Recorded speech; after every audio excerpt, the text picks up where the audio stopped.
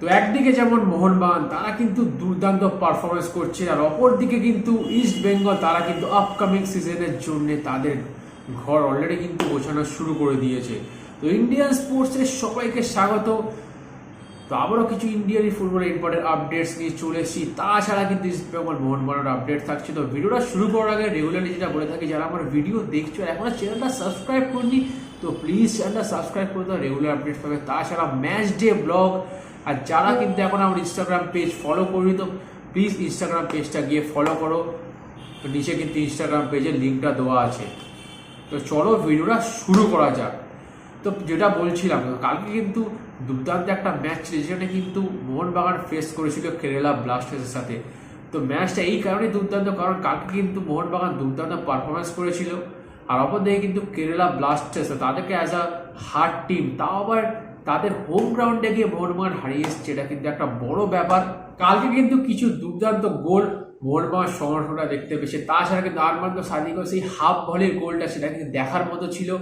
তো যেহেতু কিন্তু মোহনবাগান কালকে ম্যাচটা শেষ করেছে 4-3, তো সেখানে কিন্তু তারা আপাতত সেকেন্ড পজিশনে থাকছে। যদি ম্যাচটা 4-0 হতো তাহলে হয়তো 1 পজিশনে আবার চলে আসতে পারতো, কারণ কিন্তু মুম্বাই সিটি তারা কিন্তু বেশি ম্যাচ খেলে ফার্স্ট পজিশনে, সেখানে কিন্তু 1 গোল এগিয়ে আছে। অপরদিকে কিন্তু মোহনবাগান তারা কিন্তু একটা ম্যাচ কম খেলে সেকেন্ড পজিশনে রয়েছে, যেহেতু গোল ডিফারেন্সটা 1টার থেকে কম রয়েছে।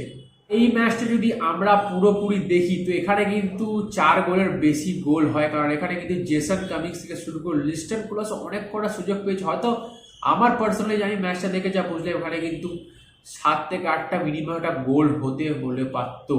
তো যাই হোক, মোহনবাগান ওয়েল প্লেড। তো দেখা যাক আপকামিং ম্যাচ, যেটা কিন্তু চেন্নাইয়ের সাথে রয়েছে 31 মার্চ, সেই দিনে মোহনবাগান কেমন পারফরমেন্স করে। সেই ম্যাচটা কিন্তু হতে চলেছে সল্টলেক স্টেডিয়ামে। আর আরেকটা ইম্পর্টেন্ট আপডেট এটাই হলো যে কালকে থেকে কিন্তু 30 মার্চ পর্যন্ত আপাতত আইএসএল হবে না, কারণ আমাদের ইন্ডিয়ান ন্যাশনাল টিম তো তারা কিন্তু ওয়ার্ল্ড কাপ কোয়ালিফায়ার ম্যাচ খেলতে যাবে সৌদি আরব, আর সেখানে কিন্তু তারা ফেস করতে চলেছে আফগানিস্তান এগেনস্টে। তো আমরা কিন্তু যেমন মোহনবাগান, ইস্ট বেঙ্গল আর মোহামেডানকে সাপোর্ট করি সমর্থকতা, তো আমাদের উচিত কিন্তু এই জাতীয় দলকে সাপোর্ট করা।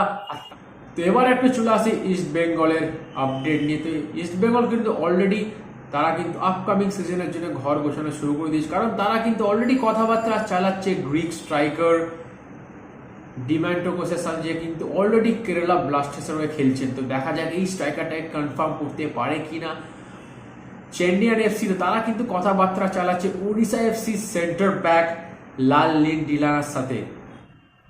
তো অপরদিকে ফেডার ক্রেডিস, তো তিনি কিন্তু খেলেন কেরালা ব্লাস্টার্স হয়ে, তিনি কিন্তু জাতীয় দলের ডাক পেয়েছেন, আর তিনি কিন্তু খেলতে চলেছে লিথুয়ানিয়ার হয়ে ইউএফএ নেশনস লিগ, এটা কিন্তু একটা ভালো খবর।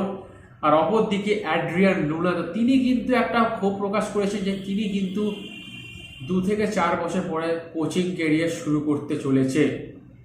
আর অপরদিকে বিক্রম প্রতাপ সিং, তো তিনি কিন্তু দুর্দান্ত একখানা হ্যাট্রিক করেছেন লাস্ট ম্যাচে, তা তিনি কিন্তু ভালো পারফরমেন্সও করেছেন।